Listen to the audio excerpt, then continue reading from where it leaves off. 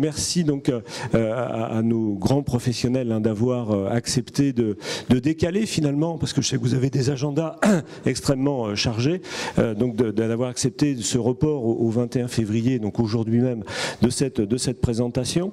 Alors c'est vrai que l'indemnisation aujourd'hui, c'est, alors on fait une revue des métiers et puis on en a passé un certain nombre déjà en revue au niveau des précédentes conférences que nous avons organisées. On a travaillé sur les métiers commerciaux, sur les actuaires, sur les métiers de la souscription et de la gestion de contrats, sur l'informatique, sur les métiers de la logistique réintitulés environnement de travail, et c'est effectivement beaucoup plus concret et réel et valorisant pour ces métiers. Donc les métiers de l'informatique également.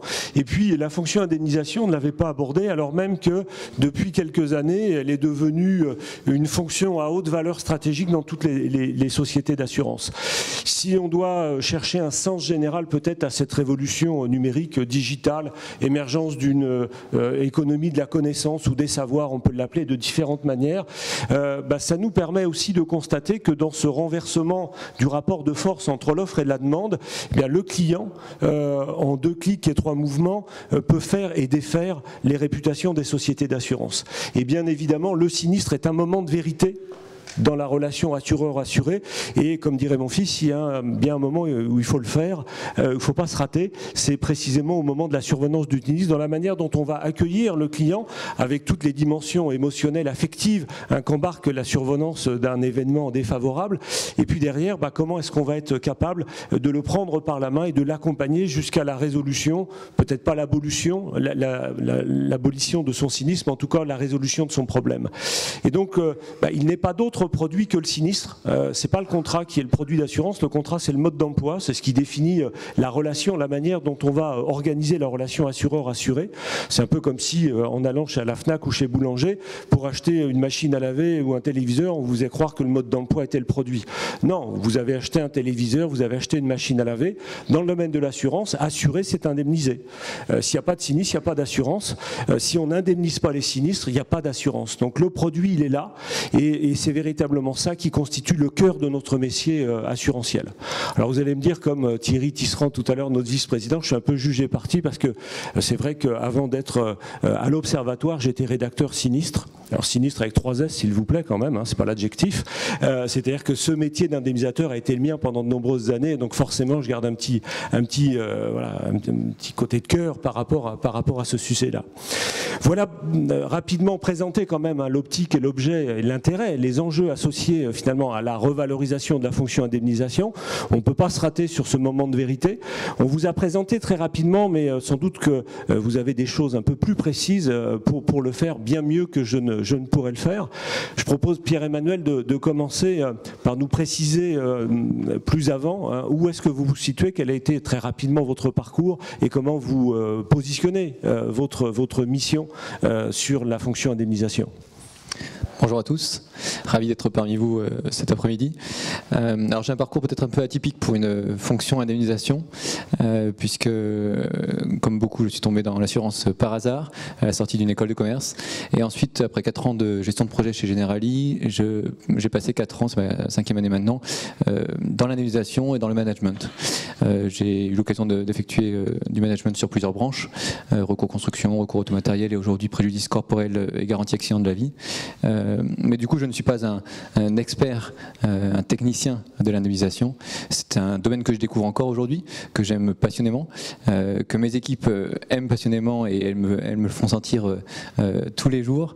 Et du coup, mon rôle à moi aujourd'hui est de permettre à mes équipes qui, eux, s'y connaissent, d'avoir tous les leviers à leur disposition, tous les outils pour placer notre client et notre victime corporelle au centre et de solutionner effectivement ses besoins, ses problèmes. Mais on aura l'occasion d'y revenir, je pense. Tout à fait. Philippe Lézé, alors l'assurance par hasard ou il y avait un atavisme familial? Vraiment par hasard. En sortant de la fac, j'ai envoyé mes CV, banque assurance, et l'UAP à l'époque qui m'a répondu le premier, et je suis entré comme rédacteur corporel contentieux à l'UAP. Donc ça fait 35 déjà ans. Déjà la noblesse, l'aristocratie des indemnisateurs. Ah oui, et à l'époque, numéro 1 oblige. c'est pas forcément des bons souvenirs pour tout le monde. Oui, d'ailleurs, certains assurés nous disaient, numéro oblige, mais j'aimerais au moins qu'il y en ait au moins un sur les 30 000 qui s'occupe de mon dossier. Grève de plaisanterie, si je puis me permettre.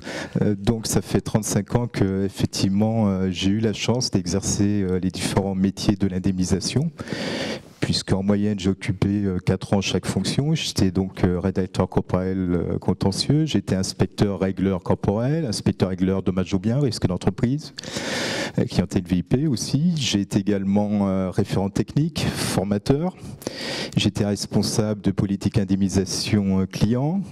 Je me suis occupé d'opérations de délocalisation de sinistres. Je me suis occupé également de création d'un centre de gestion. J'ai été également responsable corporel grave, responsable RC risque d'entreprise, adjoint directeur sinistre. Et là, je voulais rectifier, donc je n'ai plus la responsabilité du département indemnisation que j'occupe depuis 6 ans à la Mutuelle des motards. Et actuellement, je suis sur une fonction nouvellement créée qui tourne autour de la stratégie indemnitaire à la Mutuelle des motards. Donc voilà, j'ai vraiment eu cette chance de pouvoir avoir exercé ces différentes fonctions, et j'ai travaillé également dans le grand courtage, ce qu'on appelle les méga brokers. Merci. Et puis François-Xavier Lemaire, alors puisqu'on parle de la fonction indemnisation, alors certes le périmètre de compétences conventionnelles de l'Observatoire, ce sont les salariés des sociétés d'assurance relevant du Code des assurances et adhérentes à la Fédération française de l'assurance, mais on ne peut pas imaginer la chaîne finalement, la chaîne d'activité de l'indemnisation sans regarder ce qui se passe sur l'amont, sur l'aval et même en cours de route, et notamment l'expertise. On a déjà annoncé l'assistance, mais l'expertise, voilà, on est de la même famille finalement, et en plus ça, vous avez un regard qui est de l'intérieur, de l'extérieur. Est-ce que vous pouvez alors nous dire voilà, qui est ce groupe Stellian, où est-ce que vous positionnez, et puis déjà peut-être réagir par rapport aux propos, à la présentation que Michel nous a déjà fait tout à l'heure, pour voir d'un point de vue d'un expert ce qui se passe et comment, dans une certaine mesure, vous voyez ces évolutions de métier, ces évolutions de posture de la part des assureurs. Je vais commencer par mon rôle, qui sera peut-être une façon de répondre à la question. Je suis en charge chez Stellian de la transformation de Stellian. Et on va voir que la transformation, c'est justement le cœur du sujet. Et si vous me permettez, je vais peut-être commencer par une anecdote. On est en 2004 à Santa Monica, États-Unis, dans un hôtel. Il y a 16 futurologues, parmi les plus réputés du monde, qui sont réunis dans cet hôtel. Et on leur demande de penser le monde en 2054. 50 ans après.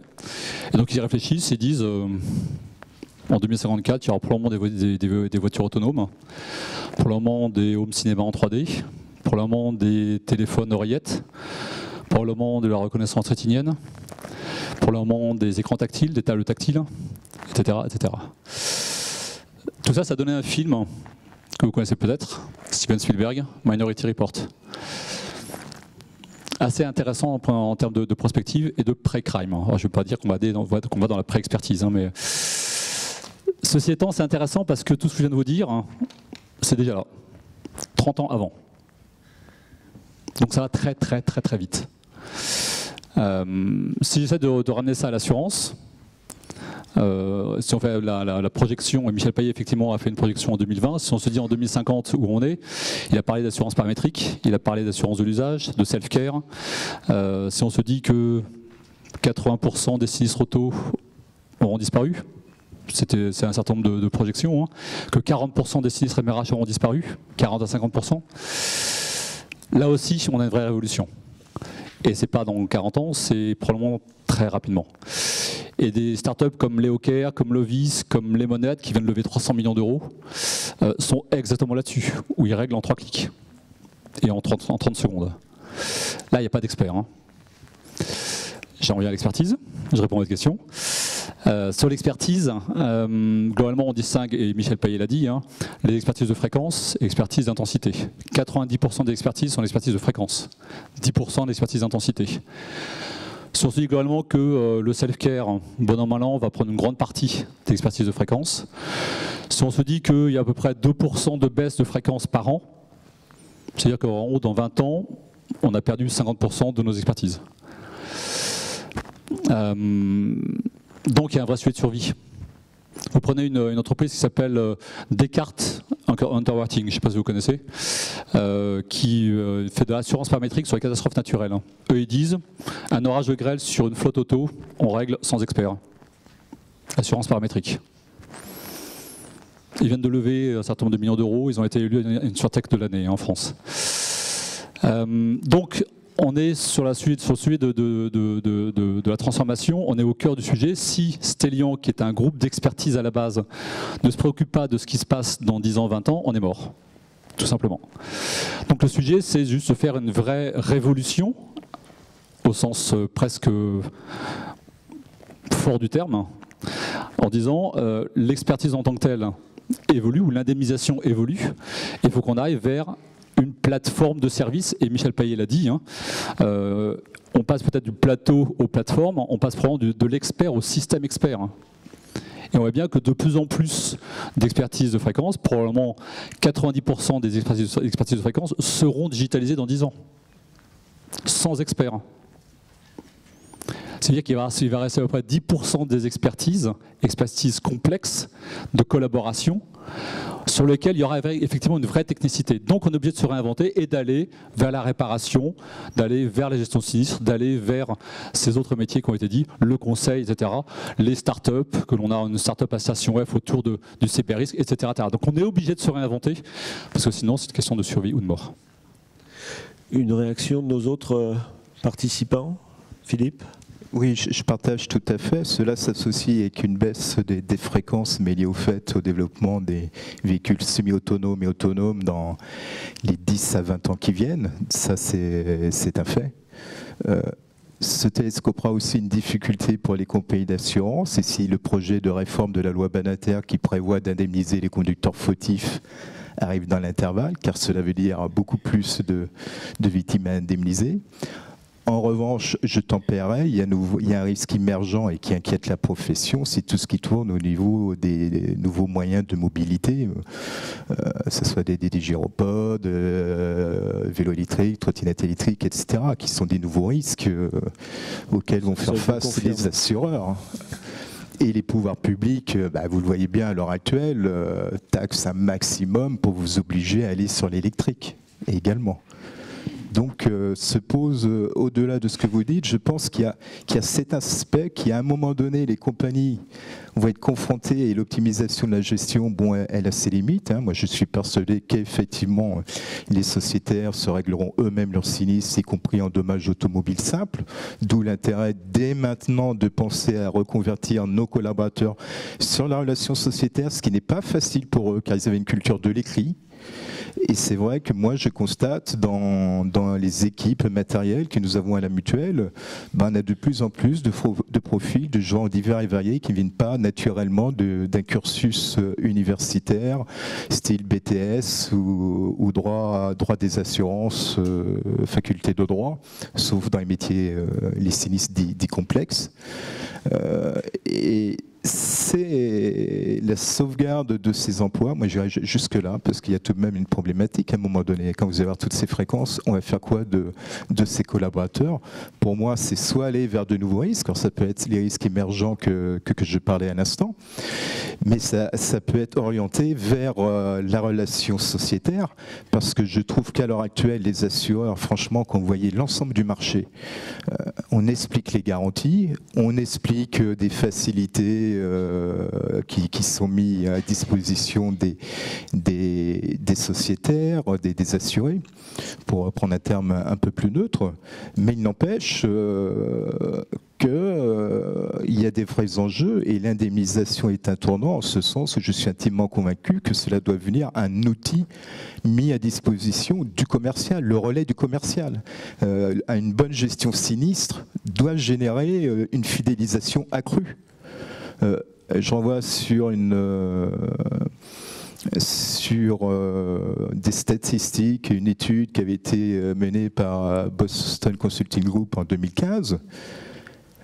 Un sociétaire était contacté téléphoniquement une seule fois dans l'année, à l'occasion de la souscription et la plupart du temps à l'occasion de la gestion du sinistre. Ce qui veut dire qu'on est très passif. Je rappelle qu'on est passé d'aider le sociétaire, assister le sociétaire, et je ne serai certainement pas démenti par la salle, on est dans l'assistanat maintenant. Moi, j'ai même des sociétaires qui, sur le site Facebook de la Mutuelle des motards, déclarent leur sinistre. C'est vous dire. Et le degré d'immédiateté. Les SMS sont explosés. On n'a jamais envoyé autant de SMS. On n'a jamais eu autant de mails.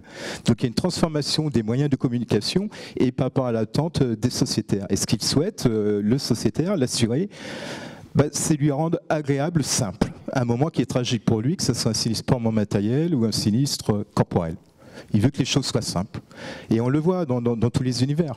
Cet assistanat qu'on peut déployer, mais qui est à tous les niveaux de la société civile à l'heure actuelle. Tout va très très vite. Et pour continuer un peu dans le même sens, effectivement, il en va de la survie, je pense, de nos cabinets d'expertise, de nos sociétés d'assurance. Pour autant, il en va aussi, je pense, des besoins réels qu'ont nos clients, nos victimes. Je suis d'accord avec le fait qu'un certain nombre d'entre eux, et peut-être moi le premier, ont besoin d'une réponse immédiate, ont besoin juste d'un virement sur leur compte. Ils se débrouillent pour faire les travaux, si c'est des petits dégâts des eaux, par exemple, ou de la petite réparation. Pour autant, il y en a encore un certain nombre, et plus les sinistres sont importants, sont lourds, sont graves, plus ça couvre la quasi-totalité des victimes, des clients, qui ont ce besoin d'une vraie réponse, d'un vrai accompagnement.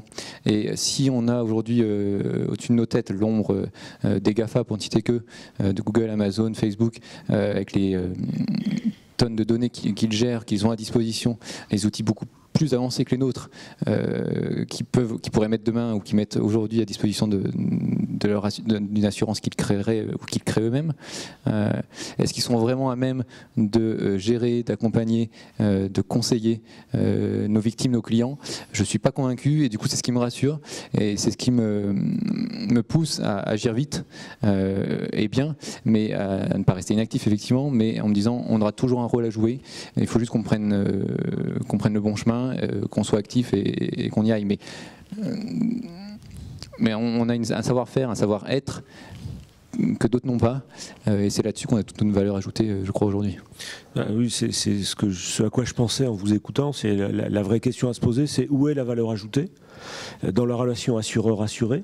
Est-ce que ce qu'attend l'assuré en fonction de son profil particulier et de ses attentes, c'est de la rapidité, de l'expertise bien sûr et toujours, mais de la rapidité et pas nécessairement un accompagnement humain à un moment donné? Ou est-ce que précisément, parce que la problématique à gérer ne peut l'être que dans un contexte de confiance? Est-ce que cette confiance, on peut l'avoir au travers d'un chatbot ou d'une procédure, ou est-ce que nécessairement ça passe par une relation humaine? Si on fait le parallèle avec la souscription, lorsqu'on a ouvert la souscription à l'auto-souscription via Internet, ça devait être en, si j'ai bonne mémoire, 2006-2007, la Massif dans un premier temps, suivi d'une quinzaine de jours après par Groupama avec l'ouverture d'Amaguise. On imaginait que sur le modèle de ce qui se passait outre-Manche, ça serait une déferlante et que finalement les agents généraux, les courtiers et puis toutes les autres formes de distribution traditionnelles allaient disparaître. Aujourd'hui, plus de 12-13 ans après, lorsqu'on regarde le pourcentage d'affaires nouvelles exclusivement réalisées via des canaux digitaux, et exclusivement via des canaux digitaux, on se rend compte que le taux d'affaires nouvelles, il est de l'ordre, grand maxi, de 15%. C'est variable selon les branches, selon que c'est de l'automobile, de la MRH, de la santé, même de la collective, mais en tout état de cause, même lorsqu'il y a cette certitude finalement que le contrat que l'on a défini par soi-même pour couvrir son besoin d'assistance, il y a quand même ce besoin à un moment donné d'aller vérifier auprès d'un humain si ce que l'on a mis dans les petites cases correspond bien à ce qui est nécessaire. Et donc dans 85-90% des cas, il y a un appel téléphonique, il y a un SMS, il y a l'envoi d'un mail qui nécessite une réponse véritablement personnalisée, rédigée par un humain. Et je pense que dans le domaine de l'indemnisation, c'est encore plus vrai que ça ne l'était dans le domaine de la souscription. Dans le même temps, si on regarde l'évolution des effectifs, et c'est vrai qu'on les consolide au niveau de l'Observatoire depuis 1996, au taux, comme je disais toujours, quasi stalinien, hein, de 95 à 98% du total de la profession. Lorsque l'on voit dans les années 2000, qui correspondaient, comme Michel l'expliquait tout à l'heure, à la période de forte industrialisation de nos activités, dans le même temps qu'on industrialisait, on normalisait, on standardisait, on envoyait, on automatisait, on renvoyait sur le client une partie des tâches, des activités à faire, durant cette même période, on a vu une explosion des interactions et on n'a pas vu une baisse du nombre des effectifs sur les métiers les plus touchés par cette industrialisation. Au contraire, ils ont même été croissants. Et là, les effectifs que l'on vous donnait pour l'indemnisation, on était sur la période 2011-2018, mais on pourrait remonter voilà, bien avant dans le temps et on se rendrait compte qu'il n'y a pas de baisse des effectifs, tout simplement parce que les assureurs ont réinvesti dans la relation client les gains de productivité réalisés par ailleurs. Est-ce que, finalement, voilà, en termes de posture et en termes de repositionnement des activités et des compétences, est-ce que c'est quelque chose que vous constatez également, alors soit en interne sur des métiers d'expertise, en relais également, parce qu'il y a de plus en plus de gestion pour compte. Comment est-ce que ça se passe dans vos univers respectifs ? Je pense que toute la difficulté, c'est d'arriver à gérer la transition. C'est-à-dire qu'on voit bien que, et je crois que Michel Payet l'avait dit, ou l'a dit, on a une multiplicité maintenant de profils clients, une multiplicité de canaux possibles, et vous l'avez dit, hein, de mails, de SMS, de chatbot, etc. Une multiplicité de types de sites possibles et de fréquences et ou d'intensité. Et toute la difficulté, c'est d'arriver à proposer ce choix, comme le disait Michel Payet, et d'arriver à proposer ce choix tout en ayant un système de production le plus homogène et efficace possible. Et donc si je prends le cas de Stelian, où on a affaire effectivement à peu près à 500 000 interventions ou expertises par an, on doit gérer cette multiplicité à la fois d'assureurs, mais aussi d'assurés, de profils, de canaux, etc., et de types d'expertise. Et donc il faut être capable de pouvoir dire, dans un cas, on va avoir plutôt un système de fréquence et un système d'intensité. Dans le système de fréquence, il faut qu'on puisse proposer à la fois du téléphone, du SMS, du chatbot, etc. et pouvoir naviguer entre ces différents systèmes. Donc la gestion de la transition et la gestion au sein d'une même organisation de systèmes de production différents est très compliquée. Et ensuite, il faut pouvoir l'expliquer, donner du sens aux collaborateurs. Et ça, c'est compliqué aussi, parce que ça va très vite. Et donc, si je prends l'exemple de Stelian pour revenir sur votre point, on a négocié, on a signé un accord de GPEC, ce qui est assez normal dans la mesure où il y a effectivement un certain nombre d'assistantes et d'assistants en fréquence qui vont être amenés à avoir une évolution profonde de leur métier. Leur métier disparaît, ça a été dit par Michel Payet sur la disparition de certains métiers de fréquence, pour aller vers l'expertise, vers la télé-expertise, vers la qualité, vers le pilotage de robots, vers la relation client. Et tout ça, ça doit se faire maintenant. Et je pense qu'on n'a pas vu encore l'ombre de tous les métiers qu'on va avoir demain. Alors, précision, hein, ce sont des tâches qui disparaissent, pas nécessairement des métiers. Il faut se méfier aussi parce qu'il y a un certain nombre de rapports qui circulent. Je pense notamment au rapport de Lamberger qui fait la confusion, en tout cas ne fait pas le détail entre des tâches qui disparaissent et des métiers qui disparaissent, d'une part, et qui, d'autre part, ne parle pas non plus de ce qui est réinventé par ailleurs. C'est vrai que la capacité des humains à exprimer des besoins et des désirs supplémentaires est infinie, et dès lors qu'on a satisfait un besoin, aussitôt il s'en présente un autre qu'il faut satisfaire et qui demande du temps homme, de la présence et de l'investissement. Et alors c'est ce que Schumpeter appelle derrière le terme de destruction créatrice. Ça fait toujours bien dans les dîners mondains. Et donc dans le même temps qu'on supprime des activités, il y en a d'autres qui naissent et qui précisément génèrent de l'activité. C'est pour ça qu'on a des effectifs qui sont stables, voire légèrement croissants dans les activités les plus touchées par l'industrialisation. Oui, ça me parle, effectivement. La disparition de certaines tâches qu'on considère du coup non valeur ajoutée, puisque ça peut être fait par des robots, ça peut être fait par des outils qui aujourd'hui ont la capacité de le faire, des outils pas intelligents en soi, si on ne rentre pas dans le domaine de l'intelligence artificielle. Cette disparition nous permet d'allouer du temps à cette relation client, à cet accompagnement client qui est assez récent quand même, puisqu'avant on n'avait pas forcément le temps de le faire ou l'appétence. Et en termes de compétences, vous parliez tout à l'heure, vous nous posiez la question, on a eu la chance ces derniers mois d'accueillir de nouveaux collaborateurs au Corporel, des collaborateurs qui venaient de l'épargne, qui venaient de la santé, qui venaient d'autres métiers, qui n'avaient jamais fait d'indemnisation, jamais fait de Corporel. Et ça a été une vraie richesse pour nous, parce qu'en termes de relations clients, ils avaient ces compétences comportementales, ces compétences relationnelles. Nous, on leur apporte la technique qu'il faut en termes de Corporel, en termes de garantie accident de la vie. Et du coup, le mix des deux est juste hyper enrichissant pour tout le monde et fait grandir l'ensemble de l'équipe, y compris les anciens rédacteurs contentieux qui sont encore parmi nous. Et je ne suis... Globalement, je pense que ce changement de posture, ce changement dans la fonction même de l'indemnisateur est plutôt bien accueilli, parce que là où les outils vont prendre du coup la part la moins noble, l'indemnisateur, l'ancien rédacteur contentieux va pouvoir se concentrer et développer des compétences nouvelles, ne pas du coup rester enfermé dans une technicité qu'il apprécie, mais dont il aimerait parfois aussi, alors pas s'échapper, mais juste compléter ces compétences-là par d'autres. Et l'apport de ces nouvelles compétences comportementales relationnelles lui permet d'élargir son spectre de compétences, de rester basé, solide sur ses compétences techniques, mais d'apporter autre chose à nos clients, à nos victimes, et d'être toujours aussi passionné par du coup le rôle utile qu'il joue dans la société, et dans la société au sens large, permettre à des accidentés traumatisés par ce qui leur arrive de pouvoir reprendre pied dans la vie professionnelle, de pouvoir continuer leur vie de famille, etc. C'est juste la noblesse de notre métier, et le faire avec des compétences parfois nouvelles, mais c'est motivant, et je pense que ce changement, cette transition, ce changement de posture se fait du coup assez naturellement si on est là pour l'accompagner, parce que l'utilité qui fait la passion du métier en ressort encore plus grande.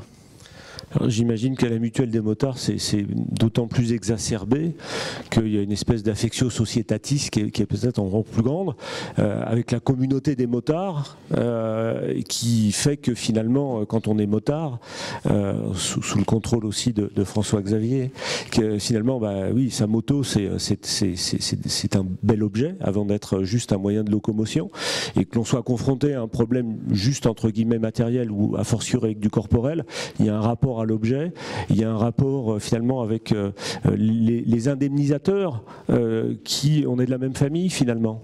Oui, tout à fait. La première blessure du motard, c'est sa moto. C'est très net. C'est très net. À la mutuelle, il n'est pas rare d'avoir un sociétaire qui tutoie le collaborateur au bout du fil, car on se tutoie beaucoup dans le milieu motard. Et le fait qu'il tutoie le collaborateur, pour nous, c'est une réussite. Ça veut dire qu'il se sent bien chez lui. Et d'ailleurs, il y a des sociétaires qui nous disent, mais c'est à nous la mutuelle.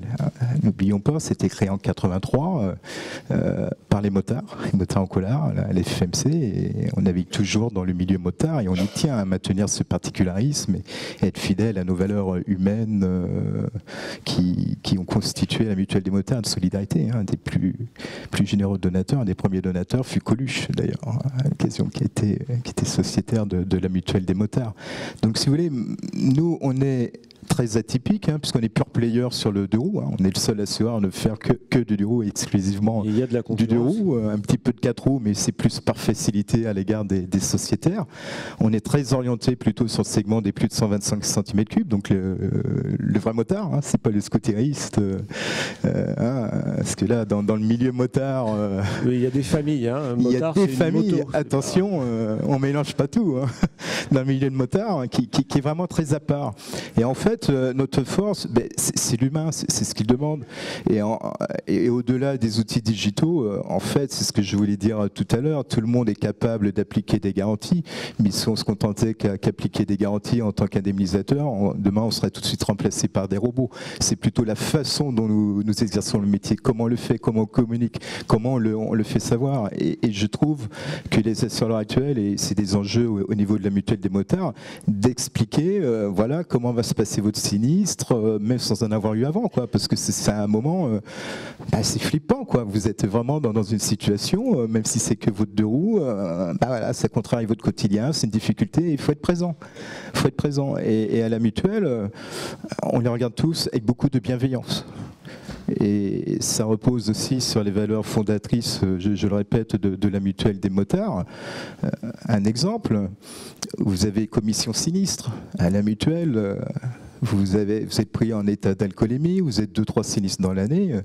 La mutuelle, contrairement à d'autres sociétés, là, je ne vais pas me faire nécessairement des amis, on peut vous donner une deuxième chance. C'est une commission qui se relie avec un représentant élu des sociétaires, un délégué bénévole, un technicien du siège, et on écoute pour comprendre pourquoi il y a eu l'alcoolémie, pourquoi il y a eu un excès de vitesse ou autre. On propose des mesures, et c'est pas pour autant que on va résilier le contrat. Vous voyez, et ça c'est dans nos valeurs fondatrices, et c'est notre particularisme qui fait que la mutuelle se porte très bien à l'heure actuelle et est fidèle à ses valeurs d'origine. Et ça, les sociétaires, et on les voit lors des assemblées régionales qui commencent dans le week-end de jour, en échange, démocratie directe, y compris l'Assemblée générale.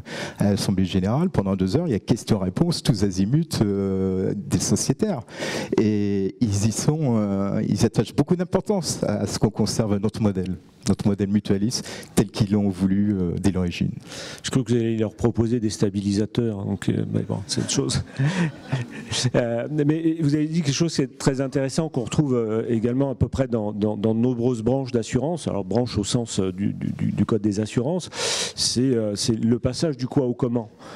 Finalement, les contrats d'assurance se ressemblent beaucoup les uns les autres.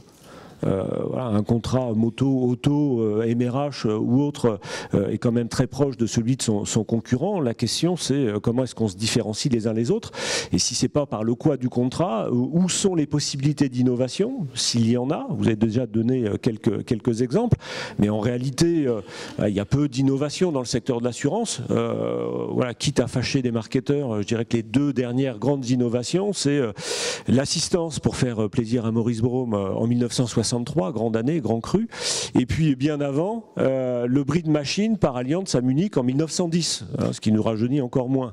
Mais sinon, voilà, quand on accepte de prendre en charge une combustion lente plutôt qu'une combustion vive, dans le cas des accidents ménagers, c'est pas franchement, voilà, on ne prend pas, on n'exclut pas. On prend en charge quelque chose qui faisait l'objet d'une exclusion.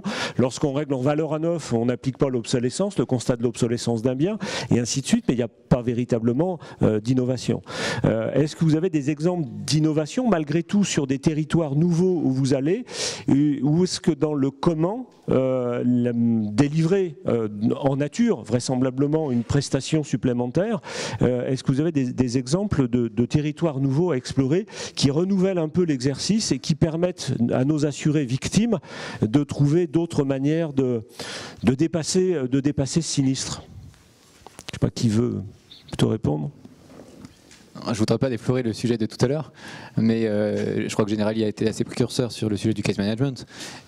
Et c'est une réponse aux besoins, une réponse différente aux besoins des victimes. Ça n'empêche pas le chèque, le virement au cours et à la fin de la vie du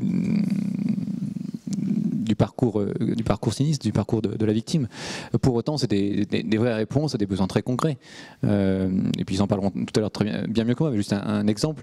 Je suis papa, si demain je me casse la jambe et je ne peux pas emmener ma fille chez la nounou, mais qu'un taxi vient la récupérer avec siège auto et l'emmène chez la nounou qui a 15 minutes, ça m'enlève un poids, ça me rassure, et ça ne m'empêchera pas de toucher mon chèque à la fin de tout ça. Mais ça me montre que mon assureur est là là aussi pour m'accompagner et pour prendre en compte mes vrais besoins. Et c'est pas des besoins que mon voisin aura, puisque lui n'aura peut-être pas d'enfant, il aura peut-être d'autres besoins complémentaires. Donc voilà, le case management, je pense que c'est un exemple d'innovation quand même assez marqué, assez fort, mais on aura toute l'occasion d'y revenir certainement. Est-ce que à la mutuelle des motards, justement, on a une garantie qu'on met d'office dans nos contrats qui s'appelle SEV, Service Assistance Victimes et Entourage, réservé à nos sociétaires, et qui existe depuis 10 ans. En fait, c'est 10 ans cette année, qui est relayé dans la bande dessinée dont je vous parlais tout à l'heure. Et à la mutuelle, vous voyez, nous le faisons de façon totalement désintéressée parce que c'est un secteur à part et ce ne sont pas les régleurs de sinistres qui mettent en place cette prestation ou qui vont sur le terrain. Et vous voyez, là on le revoit par rapport à nos valeurs fondatrices de solidarité humaine, tel que ça a été conçu il y a 10 ans par la mutuelle des motards. C'est fait différemment que le case management, mais tout l'accompagnement sur le terrain est fait par des collaborateurs qui sont là uniquement pour faciliter le quotidien de la victime et non pour l'indemniser. Est-ce que vous avez le sentiment que dans les postures de vos collaborateurs, pas forcément en termes de compétences, mais ça change radicalement posture, attitude, sens au travail? Est-ce que vous avez le sentiment que ça a bougé assez rapidement? Ou est-ce que finalement on est sur un continuum où quand on est indemnisateur, on a toujours cette conscience de l'utilité quasi sociétale que l'on peut avoir au travers de l'exercice de son métier? On a un métier de passionné à la base. Je pense que si on n'est pas passionné par le métier de l'indemnisation, je ne pense pas qu'on y reste. On est sur des métiers de passionnés. La difficulté à l'heure actuelle, ce que vous avez très bien souligné tout à l'heure, c'est la transformation à laquelle nous sommes confrontés à l'heure actuelle. Parce que c'est des changements de méthode, comme je le disais tout à l'heure, passer d'une culture écrite et privilégier l'oral, l'appel sortant, à aller vers leur sociétaire plutôt que le sociétaire vienne vers nous. Là où vous êtes tout de même sur du changement vis-à-vis de collaborateurs qui ont toujours connu pendant des années notre méthode. Et ça s'accompagne. Parce qu'au-delà de satisfaire le sociétaire, on a le souci du bien-être du collaborateur également. Et effectivement, un collaborateur motivé donnera le meilleur de lui-même, s'engagera le maximum pour le sociétaire. Et ça, on est vraiment à un tournant. C'est pas aussi évident que ça. Et le digital, il y a besoin, justement, dans le cadre de ces transformations, de rassurer par rapport à la pérennité de leur métier, qui doit être vécu différemment. La hantise, c'est que demain, ça soit justement des robots qui fassent une partie du boulot. Et c'est pour ça que je disais, si le rôle d'indemnisateur se réduisait à appliquer des garanties, oui, ce serait un véritable danger et les robots pourraient les remplacer demain. Mais il y a toujours la part belle à la relation sociétaire. Nous, à la mutuelle, un sinistre sur deux est déclaré par téléphone et un tiers par le self-care. Qui est déjà un bon taux, un tiers au niveau de la profession, mais ils aiment bien le téléphone tout de même. François-Xavier, vous avez peut-être une vision un peu plus périphérique du marché, du secteur de l'assurance. Vous voyez des choses radicalement innovantes, changeantes par rapport aux us et coutumes historiques de l'assurance ? Je trouve que ce que font les pure players digitaux est quand même assez innovant. Quand on prenait des Luco, des Leocare, Lovis et autres, cette façon full digitale de traiter des sinistres, je ne sais pas si c'est innovant, mais en tout cas c'est perturbant. Et ça rencontre un vrai succès. Donc je dirais que dans les innovations, je mettrais celle-ci. Ensuite, on distingue peut-être 3 ou 4 types de territoires d'innovation et les innovations qui sont plutôt des innovations de type outils. Ça a été dit, chatbot, callbot, blockchain, etc. Donc ce sont des innovations qui vont surtout impacter le process et la relation.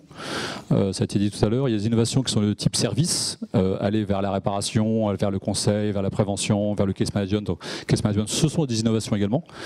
On a des innovations qui sont des innovations de type organisationnel, c'est trouver de nouvelles organisations parce que les collaborateurs, les salariés ont de nouvelles attentes par rapport à leur entreprise. On n'en a pas parlé, je pense qu'il y a une volonté différente de relation à l'entreprise. Donc là, c'est un territoire d'innovation et tout ce qui est lié au autour de management sans pas parler forcément des entreprises libérées, mais il y a quelque chose à faire autour de ça.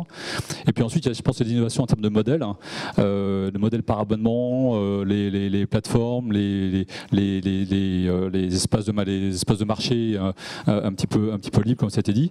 Ce sont des façons de fonctionner, des économies qui sont des économies différentes. Ça aussi, c'est dans le périmètre de l'assurance, et on voit qu'il y a certains acteurs qui s'essayent à des systèmes d'abonnement, à des systèmes de plateformes de marché, etc. Et ça, il faut y être attentif aussi. Est-ce que vous avez le sentiment, les uns et les autres, que la fonction indemnisation se pense désormais plutôt dans une logique d'écosystème, où finalement on n'est plus propriétaire de son dossier, ni même de son client, mais qu'on participe collectivement finalement à la résolution du problème d'une victime ? Au choix. Oui, on y participe collectivement, et au-delà de ça, je crois que le chargé de solution aujourd'hui, si on l'appelle comme ça, a un vrai rôle de coordination, de coordonner l'expert, qui soit médecin, avocat, de coordonner la victime, ses proches, leurs besoins, de coordonner tout ce qui est conventionnel, légal, et de trouver un équilibre entre tout ça. Il y a une multiplicité d'intervenants aujourd'hui. Si demain la voiture autonome débarque, et elle débarquera, comment est-ce qu'on coordonne, enfin comment le rôle va évoluer, comment est-ce qu'on va intégrer cela, comment on va coordonner cet aspect machine pour garder une touche humaine encore plus importante qu'aujourd'hui, c'est des questions qui se posent et auxquelles il faut être attentif pour prendre tout ça en compte. Donc il y a un vrai rôle de chef d'orchestre un peu de la part de l'ancien rédacteur contentieux. Juste un rebond peut-être par rapport à un des éléments qu'a cité Michel Payet sur l'importance des compétences. On voit net quand même la dimension des compétences de collaboration. C'est-à-dire que cette capacité à la fois à collaborer en externe, c'est surtout vrai sur les indemnisations sinistres complexes, mais cette capacité aussi à collaborer en interne dans un monde où globalement, ou dans un univers où on ne sait pas forcément de quoi demain sera fait, donc il faut se réinventer en permanence. Cette compétence de collaboration est absolument essentielle. Elle n'est pas facile parce que ça suppose de quitter son territoire et donc de quitter des zones qui sont des zones de confort pour aller vers une zone de non-confort. Donc c'est, en termes de transformation, je pense que c'est l'essentiel d'arriver à créer cette confiance chez les collaborateurs pour aller vers d'autres zones et leur permettre de peut-être essayer en test and learn d'autres métiers. Alors justement, parce qu'on s'adresse également aux futures générations, celles qui vont progressivement nous remplacer, éventuellement payer notre retraite. Je vais très prochainement rencontrer un certain nombre d'étudiants, enfin régulièrement je rencontre des étudiants, notamment des juristes qui correspondent à un profil qu'on a plutôt tendance à recruter dans les milieux de l'indemnisation. Si vous deviez finalement en une phrase, qui sera une phrase conclusive finalement, avant éventuellement de proposer à la salle de vous interroger, de vous poser une ou deux questions. Qu'est-ce que vous diriez à des jeunes qui pourraient leur donner envie de rejoindre l'un des métiers de l'indemnisation ? Qu'est-ce que vous leur diriez pour leur vendre le métier d'indemnisateur ? Leur expliquer que finalement c'est quand même bien le plus beau métier du monde.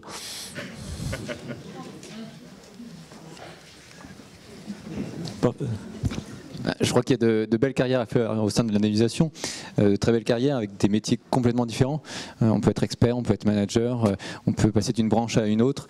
Alors ça ne se fait pas aussi facilement, mais si on a envie de développer de nouvelles compétences, si on a envie de s'éclater sur un job et sur des tâches, des missions hyper utiles pour les clients, pour les victimes, pour la société de manière générale, rejoignez-nous à l'indemnisation, il y a de quoi faire. Merci. Non, il y a une diversité effectivement des métiers qui sont intéressants, et puis surtout c'est plugué sur le quotidien, quoi, la vraie vie. Enfin, c'est super passionnant. Un dossier n'est rarement à l'identique, quoi. Il y a toujours une petite particularité, des choses différentes, une approche différente, une réaction du sociétaire qui peut être différente aussi, au-delà de la technique pure. Non, c'est un métier passionnant. Enfin, moi, j'en suis toujours autant passionné. Oui, pour s'embêter, il faut le faire exprès, quoi. François-Xavier, le mot de la fin? J'aurais dit la même chose, donc c'est compliqué. Non, ça fait 6 ans que je suis dans l'expertise. Effectivement, les experts sont des gens absolument passionnés, parce qu'effectivement, pas une journée se ressemble, ou pas une mission se ressemble. Donc, venir dans l'expertise, c'est rejoindre à la fois un monde de passionnés, mais aussi, il y a une vraie notion d'aide de l'autre et d'accompagnement de l'autre. Et donc, cette dimension un peu sociale, on la ressent profondément dans le rôle des experts, et certainement aussi des assureurs administrateurs, dans l'accompagnement l'accompagnement d'une personne en situation difficile, ça dédie une victime. Et donc cette dimension sociale, quand on en parle aux personnes que l'on recrute, ça a un vrai écho en termes de sens. Merci. On va arrêter là cette table ronde, je vois le temps qui file. Est-ce que dans la salle, il y aurait une ou deux questions que l'on peut prendre pour profiter de la présence de nos experts, justement, nos professionnels? Ah oui.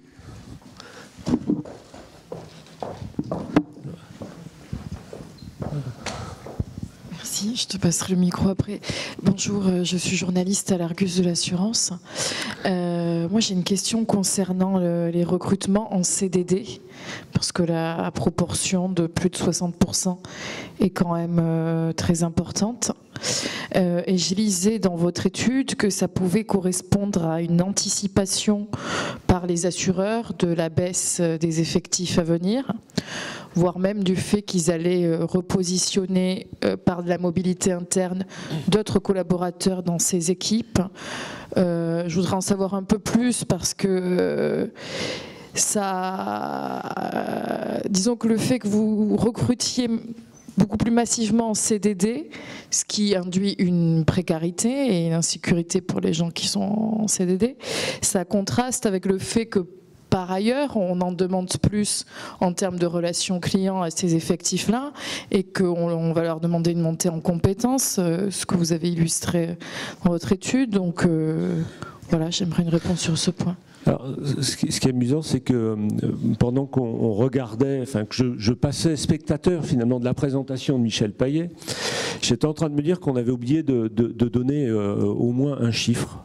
Qui justement manque parce qu'il pourrait laisser croire qu'il y a de la précarité derrière. Et vous avez prononcé vous-même le mot, c'est le taux de consolidation des CDI dans le métier de l'indemnisation, globalement au niveau de l'assurance et notamment dans le métier de l'indemnisation. Dans l'assurance, on a 94-95% de CDI sur la totalité de la population. Ça veut dire qu'on est dans une profession qui est stable et qui n'est pas une profession Kleenex. Alors, je ne vais pas citer d'autres branches professionnelles par égard pour elles, mais on en a en tête de professions qui régulièrement font tourner les postes et qui ne gardent pas les personnes. Dans le secteur de l'assurance, on est loin de ce cas-là, puisque, je le dis, 94-95% des effectifs sont en CDI. Simplement, il y a une modalité particulière pour entrer dans la profession et y rester, qui est le CDD, avec deux grands usages distincts, pratiquement moitié, c'est-à-dire que quand on recrute 100 personnes, il y en a 50 qui sont recrutées directement en CDI et il y en a 50 qui sont recrutées en CDD. Parmi ces CDD, il y en a la moitié qui sont recrutés dans une finalité d'alternance, c'est-à-dire d'intégration et donc de consolidation CDI dans nos sociétés. Et puis, il y en a une autre moitié qui correspond au CDD qu'on utilise notamment lorsqu'il y a des surcroîts d'activité, lorsqu'il y a des absences, lorsqu'il y a des congés de maternité à remplacer. Et qui, derrière, permettent d'intégrer, d'entrer dans la carrière et puis d'obtenir in fine un CDI. Donc c'est dans ce sens-là qu'il faut lire les chiffres et ne pas considérer qu'effectivement, le fait qu'il y ait un peu plus de CDD et un peu moins d'alternants que la moyenne de branche puisse considérer à une brèche, un verre de la précarité. On en est loin de là. Alors je n'ai pas exactement tous les chiffres là en tête présentement, mais voilà, on les publie chaque année de manière très transparente. Et puis je pourrais vous les redonner pour faire un papier si vous le désirez. Non, je vous dis ça parce que l'actualité récente fait que je me suis intéressée à la problématique et que dans certaines entreprises d'assurance, on m'a rapporté le fait qu'effectivement en gestion de sinistre, les embauches se faisaient de plus en plus massivement en CDD, que du coup il y avait des enjeux de formation de ces nouveaux arrivants et qu'en plus ils avaient du mal à les fidéliser. Alors, formation, je rappelle les données générales de la branche, 8 personnes sur 10 vont en formation au moins une fois dans l'année. C'est-à-dire que ce taux d'accès à la formation de 80%, c'est pas celui qu'on délivre réglementairement dans les entreprises pour donner le taux d'accès, puisque dans les entreprises, c'est le taux de stagiaires, le nombre de stagiaires qui vont en formation sur les effectifs de l'entreprise. Donc on pourrait avoir un taux supérieur à 100%. tout en étant dans le respect des règles réglementaires. Ça veut dire qu'on formerait des personnes qui passent devant l'entreprise, qui passaient sur le trottoir, on les a pris en formation. Donc quand on dit 80% le taux d'accès à la formation dans l'assurance, on est véritablement sur 8 personnes sur 10 ou 4 sur 5 qui vont au moins une fois en formation dans le cadre de la formation professionnelle continue. Sur des durées qui sont supérieures également aux moyennes interprofessionnelles. Tout ça est facilement vérifiable en analysant ce qu'on appelle le jaune budgétaire, qui est le document annexe à la loi de financement de la sécurité sociale. Alors moi je pensais plus à une prise de poste quand on a un diplôme juridique, puisque vous disiez que ce sont en majorité des gens qui sont issus d'un parcours en droit ou qui ont un BTS banque assurance. Quand on est recruté en CDD dans une entreprise d'assurance et qu'on découvre le métier de l'indemnisation et de la gestion de sinistres, il faut bien quand même dans une prise de poste être formé par les autres collaborateurs de l'entreprise, ce qui mobilise quand même du temps. Oui. Toujours, dès qu'on recrute quelqu'un dans l'assurance, on l'envoie en formation, c'est la première chose que l'on fasse, quel que soit son métier d'appartenance et quel que soit son niveau antérieur, parce que il faut apprendre l'organisation de l'entreprise, ses méthodes de travail, ses outils, la manière dont on fonctionne, donc tout ça justifie un envoi en formation. Un autre point également, c'est que on a du mal à fidéliser, mais il y a aussi une évolution des mentalités à la faveur du renouvellement générationnel. Alors on ne va pas stigmatiser et mettre en opposition les générations X, Y et autres, mais en tout état de cause, on sait que les jeunes générations entrantes bougent plus facilement et changent plus facilement d'entreprise, indépendamment du taux de chômage que l'on peut constater globalement. Donc ça fait aussi partie du changement de panorama. Je propose de passer la parole à... Et puis on poursuivra peut-être après au moment du cocktail. Mariana, tu avais une question assez rapide. Moi je suis aussi journaliste chez News Assurance Pro. J'aurais souhaité savoir comment ça se passe au sein de vos entreprises, auprès de vos salariés, quand vous leur demandez de changer de poste, de passer de devenir indemnisateur à d'autres métiers que vous avez évoqués, comme piloter un robot, des choses comme ça. Comment vous allez accompagner tous ces collaborateurs en interne? Comment ça va se passer concrètement dans les prochaines années? C'est pas simple. C'est pas simple. Au-delà de l'accord que l'on a signé, il faut beaucoup expliquer, beaucoup rassurer. Donc ça passe beaucoup par du management, par des échanges avec chacune des personnes sur leur profil, leur volonté, leurs attentes, par un accompagnement RH important pour bien mesurer les compétences que la personne a, par la présentation de l'ensemble au travers d'une bourse de l'emploi de l'ensemble des métiers possibles, par la mise en place de passerelles. Donc après, je ne vais pas décliner toute la panoplie formation classique, mais mise en place de passerelles, accompagnement, tutorat, coaching, etc. Il y a beaucoup de peur dans ces évolutions de métier, ce qui est logique. Il peut y avoir des personnes qui, ayant des compétences, ne retrouvent pas spontanément un métier dans l'entreprise, parce que effectivement il y a des métiers qui sont entre data analyst et puis d'autres métiers, c'est pas forcément ISO compétences. Donc on peut proposer à ce moment-là des formations complémentaires à l'extérieur, etc. Je dirais que l'essentiel, c'est quand même beaucoup de parler et de rassurer. Et on a été amené cette année chez Celian à le faire sur l'ensemble de l'année 2019. C'est ce qui a permis de mettre en place cette dynamique de transition, et c'est pas fini, parce que on voit bien qu'il y a une crainte par rapport à cette accélération, l'accélération permanente, ça s'arrête jamais, et donc cette dynamique qu'on a engagée, elle est permanente. J'aimerais juste compléter, du coup je rejoins totalement ce que dit François-Xavier. J'ai juste complété, pour rebondir d'abord sur votre question en disant demain le chargé de solution d'indemnisation ne sera jamais amené à piloter un robot. Ce ne sera pas son métier, sa mission. Il sera amené par contre à comprendre comment le robot fonctionne et comment du coup, quelle tâche le robot lui a à jouer et quelle tâche moi, chargé de solution d'indemnisation, j'ai à jouer. Et dans ce cadre-là, l'une des pistes aussi, c'est ce qu'on s'efforce de faire, c'est d'associer nos collaborateurs collaborateurs à l'élaboration de ces robots, par exemple, pour prendre cet exemple-là. On est en train de déployer sur la garantie action de la vie 2 robots. On a tout un groupe de travail composé de managers et de collaborateurs qui ont travaillé avec les directions de l'informatique pour déployer ce robot au bon endroit sur les bonnes tâches. Et du coup, en les embarquant comme ça, ils deviennent ambassadeurs et on est sûr de les, enfin, et on est pile au bon moment, au bon endroit. On n'a aucune inquiétude du coup à se faire et les solutions ne viennent pas non plus de nous, elles viennent des personnes qui connaissent le métier et qui savent ce dont elles ont besoin.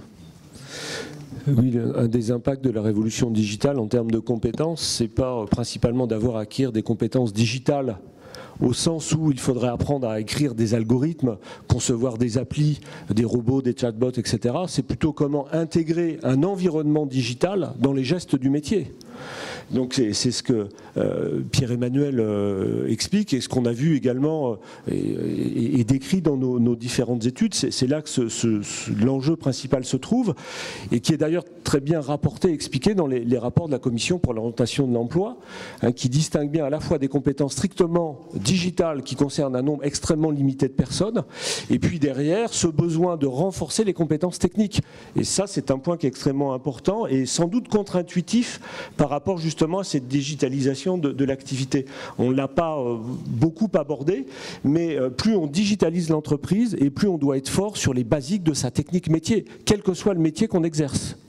Et ensuite se surajoute, ça par contre ça a été très bien expliqué, des compétences comportementales, relationnelles, situationnelles, cognitives, pédagogiques, voilà tout ce que vous voulez derrière, qui viennent renforcer la mise en œuvre, le comment délivrer finalement la prestation, la promesse faite initiale faite à la souscription du contrat. Et c'est cette évolution finalement du centre de gravité du métier qui est important à considérer.